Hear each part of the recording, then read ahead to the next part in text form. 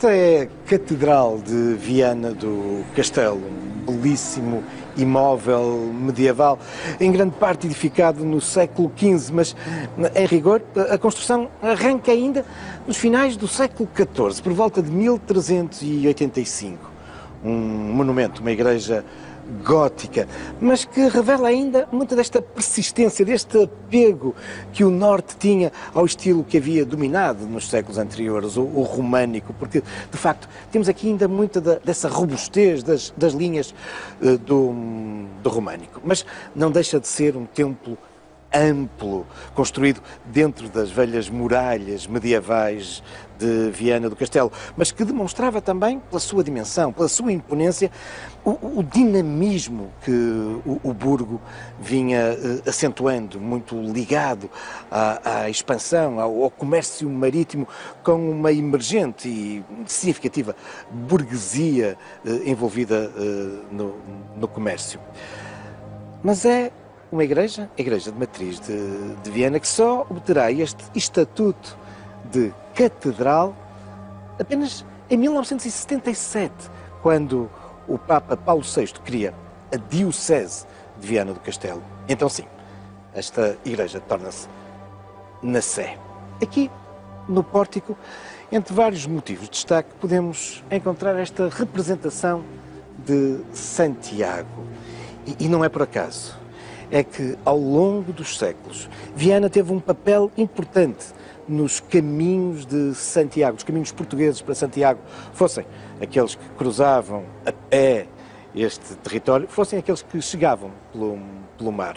Mas quem é, afinal, Santiago? Estamos a falar daquele que é um dos 12 discípulos de Cristo, Tiago, e que, segundo a tradição, após a ascensão de Cristo aos céus e quando apela aos seus discípulos para espalharem a boa nova, o cristianismo, por todo o mundo, o momento em que os discípulos se vão tornar nos apóstolos, bom, segundo a tradição, é Tiago que fica com essa missão difícil de trazer a mensagem do cristianismo até um dos lugares mais, então, recônditos do mundo, desse século I, do Império Romano, este extremo aqui da Europa, onde a terra terminava e começava o imenso e desconhecido Oceano Atlântico.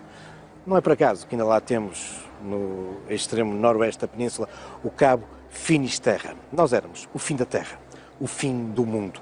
E é para este fim do mundo, então, que Tiago vem iniciar essa missão apostólica de evangelizar, de trazer o cristianismo para estas paragens do Império.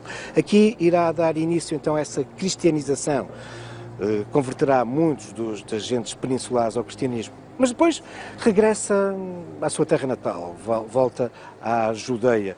Acabará, isto é algo que vem-nos descrito no livro dos Atos dos Apóstolos, no Novo Testamento, acabará por ser preso, condenado à morte, executado e será mesmo decapitado, um dos primeiros mártires do cristianismo. Aquilo que a tradição, a lenda nos diz, é que, no entanto, seguidores de Tiago, gente que ele havia convertido aqui ao cristianismo na Península Ibérica, nomeadamente Teodoro e Atanásio, vão empenhar-se em sepultar o seu mestre, não lá na Palestina, mas exatamente aqui, no Noroeste, onde ele tinha andado em missão apostólica. Depois de uma viagem miraculosa, repleta de milagres, acabará por ser sepultado num lugar que, muitos séculos depois, ficará associado a um famoso milagre das estrelas que caíam todos no mesmo sítio. Um campo de estrelas, Campus Stellae, e fazendo com que o lugar onde essas estrelas caíam tenha-se revelado como sendo o lugar onde havia sido sepultado este discípulo de Cristo, dando origem depois aos caminhos de peregrinação, aos caminhos de Compostela. Esses caminhos que passavam também e continuam a passar aqui por Viana do Castelo. Os caminhos de Santiago, os caminhos jacobeus. Mas porquê esta designação? Porquê jacobeus? Aqui em Viana temos uma boa resposta para isso.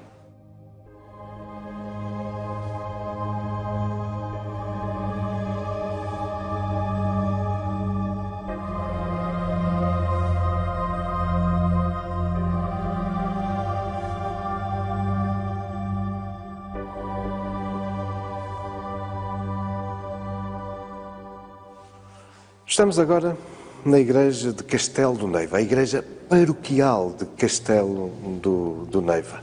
É uma igreja bem mais antiga do que aquilo que as sucessivas reformas que foi sofrendo nos parecem indiciar. Mas já lá vamos.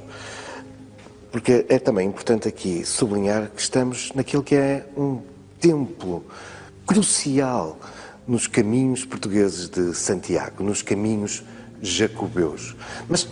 Mas por que esta designação, então, de jacobeus? Na época romana, a designação de Santiago era Jacobus.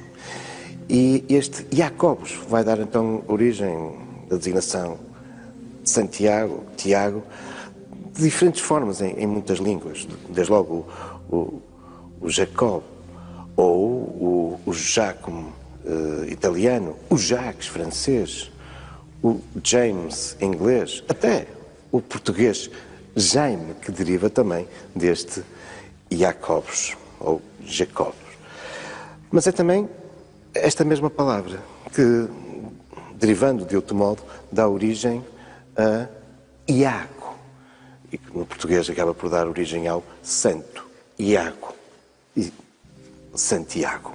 Ora, esta designação em latim, Jacobus, aparece-nos aqui, na igreja de Castelo do Neiva, e é isso que a torna tão relevante. Durante mais uma das obras que esta igreja sofreu, nesse caso em 1931, quando se retirou um antigo altar, eis que surgiu por trás a inscrição da consagração desta igreja. Uma inscrição antiquíssima, com a referência à Basílica de Santo Jacobus. E isto é tão mais relevante quando estamos a falar de uma inscrição datada do ano 862. Verdadeiramente notável se pensarmos que, segundo a tradição, o túmulo do apóstolo tinha surgido cerca de 40 anos antes, por volta de 820, o que faz com que esta seja a mais antiga igreja consagrada a Santiago, fora de Espanha.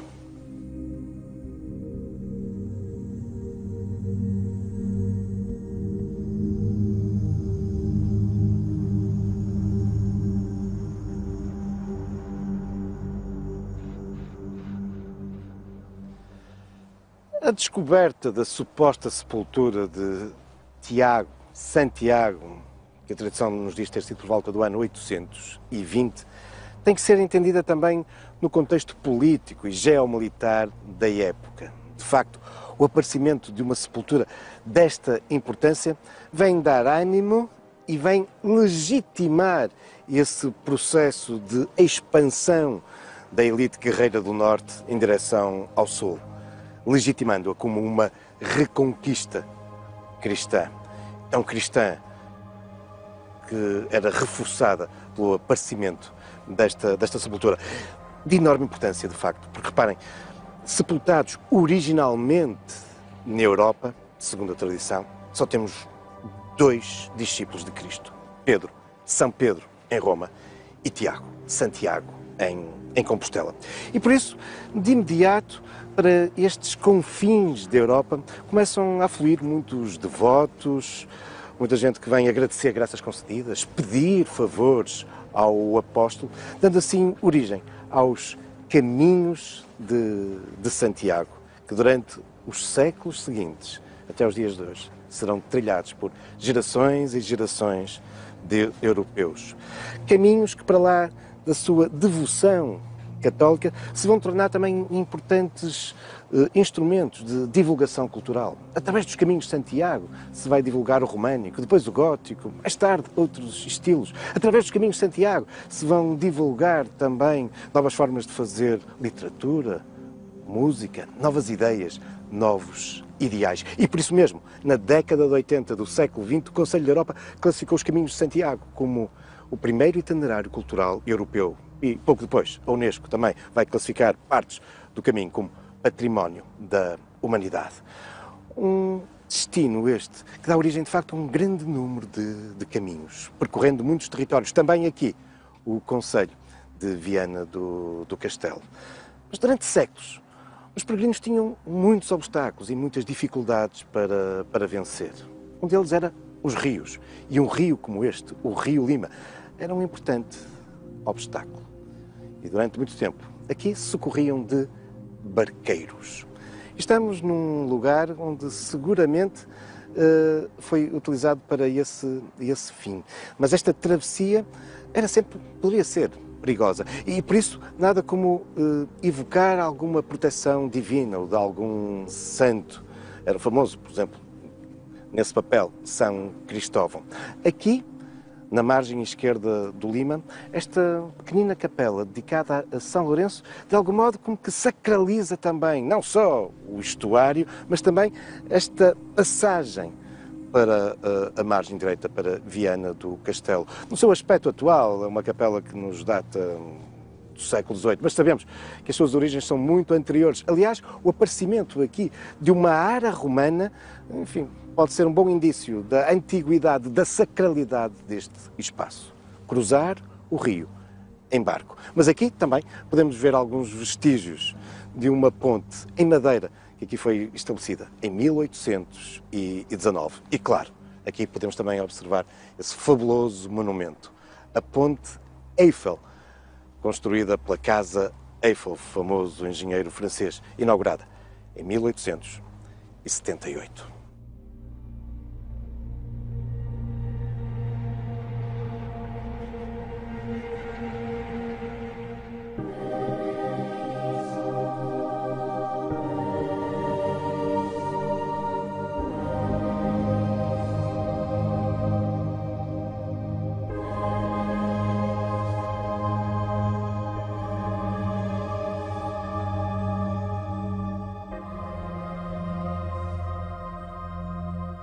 Mas nem só por terra se fazem os caminhos de Santiago, também por mar. Durante muitos séculos, muitos dos peregrinos que vinham, por exemplo, do norte da Europa, de Inglaterra, optavam por vir de barco até às costas portuguesas e depois, a partir daqui, sim, iniciar a sua peregrinação por terra até Compostela. E neste contexto, Viana do Castelo sempre foi um importantíssimo porto do país, foi também um local de chegada de muitos peregrinos. Não será por acaso que na barra do Rio Lima temos aqui o Forte de Santiago da Barra, sublinhando também esta ligação de Viana aos caminhos de Santiago.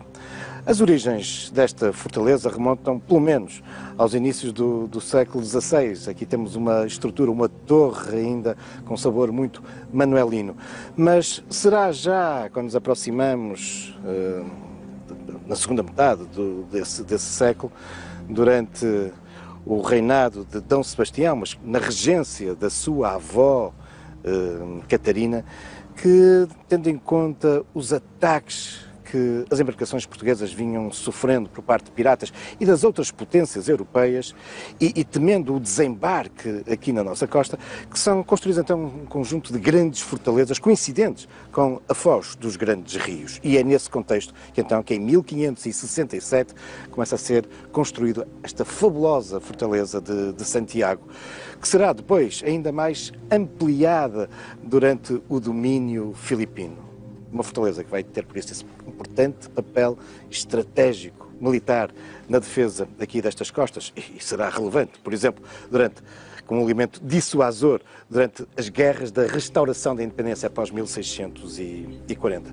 Mas aqui o que nos interessa é, de facto, esta evocação a Santiago e recordarmos que Viana era, com efeito, também um importante local de partida para aqueles que aqui chegavam de barco.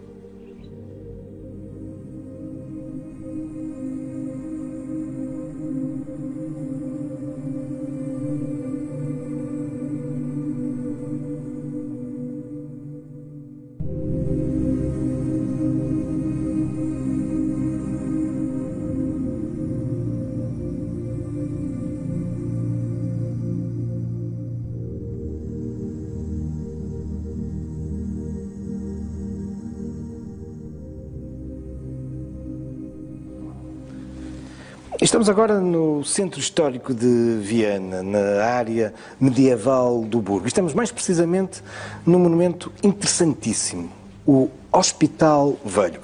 A sua origem data do século XV, mais precisamente de 1468. E é um monumento muito importante quando falamos do papel da povoação no apoio aos peregrinos.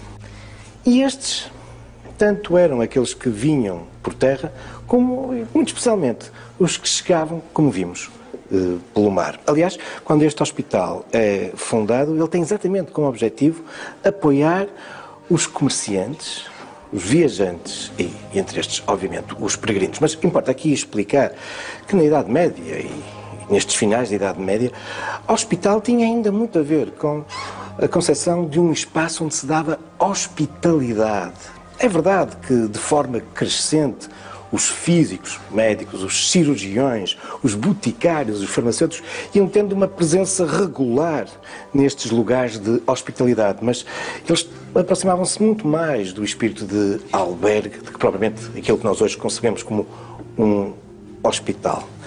Mas este espaço em Viana do Castelo é de facto relevante desse papel importantíssimo que as comunidades, as instituições tiveram ao longo de séculos no apoio aos peregrinos. E este Hospital Velho é uma designação aqui de Viena por contraste com aquele que depois virá a ser o grande hospital fundado posteriormente pela Misericórdia, mas dizia-vos, este Hospital Velho tem muitas das características desses albergues, com as várias celas que se abriam para um pátio central. É, de facto, outra marca importante deste legado, desta identidade de Viana, quando falamos dos caminhos de Santiago.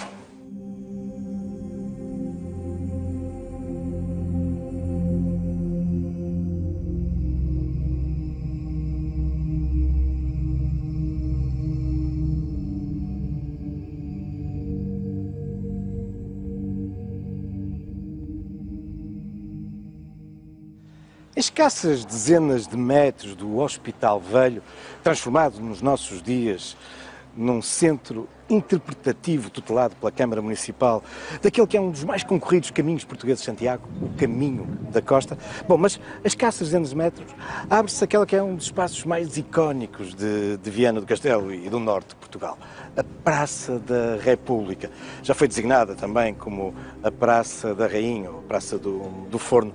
Um espaço durante séculos, do lado de fora das velhas muralhas. Aliás, ficava junto àquela que era uma das principais portas de Viana, a porta voltada para norte e sintomaticamente designada como a Porta de Santiago. Mas, a partir do século XVI, este vai se tornar, de facto, um espaço muito qualificado, um espaço renascentista, que será marcado, entre outros, pelo erguer do edifício dos Passos do Conselho, durante muito tempo, que fica associado também, nos seus arcos, como um lugar onde regularmente se vendia o pão. Mas este é um espaço amplo, que ficará marcado pela realização também de mercados, de espetáculos, encontros sociais.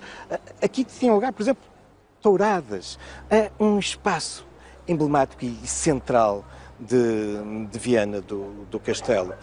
Um espaço que em 1559 fica também embelezado dentro desta preocupação de qualificação e de espaço de encontro, ficará embelezado por um fabuloso, belíssimo chafariz. Mas é também aqui que nós vemos surgir, em 1521, apenas 20 anos depois do rei Dom Manuel ter feito um apelo aos homens bons das vilas de Portugal para, copiando o que havia sido feito em Lisboa, criarem também Irmandades de Misericórdias. Pois bem, em 1521, também Viana do Castelo, revelando uma vez mais toda a dinâmica, todo o progresso do Burgo, vai também ver surgir a sua Santa Casa da Misericórdia, que se vai instalar desde muito cedo aqui, nesta ampla praça. Uma Misericórdia que já na segunda metade desse século, mais precisamente em 1589, fará erguer um outro fabuloso edifício que até os dias de hoje contribui muito para a imagem desta praça. Um edifício com as suas varandas suportadas por cariátides, uma peça belíssima, mas anexo ao edifício da Misericórdia. Esta irá criar também, desde muito cedo, um outro espaço de referência, a sua igreja.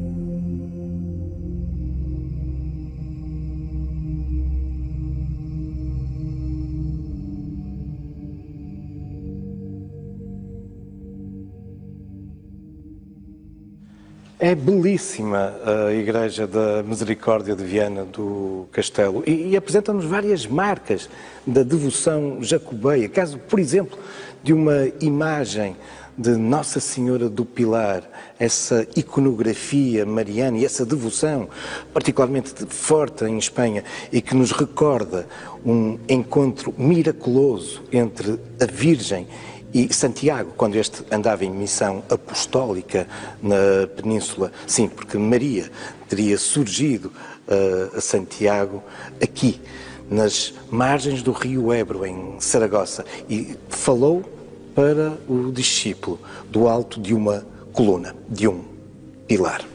Mas quando contemplamos nos nossos dias esta igreja, não estamos a ver o templo original edificado na segunda metade do século XVI. Não, estamos a ver o resultado de uma profunda reforma que ele sofre nos inícios do século XVIII.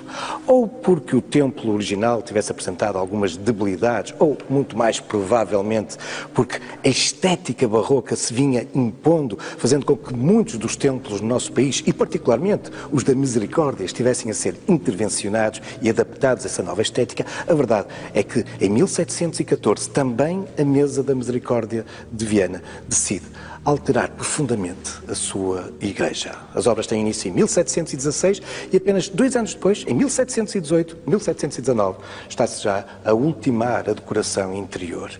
E que decoração! Estamos perante uma das mais belas intervenções, um dos mais belos programas decorativos tão exemplificativos do barroco no nosso país.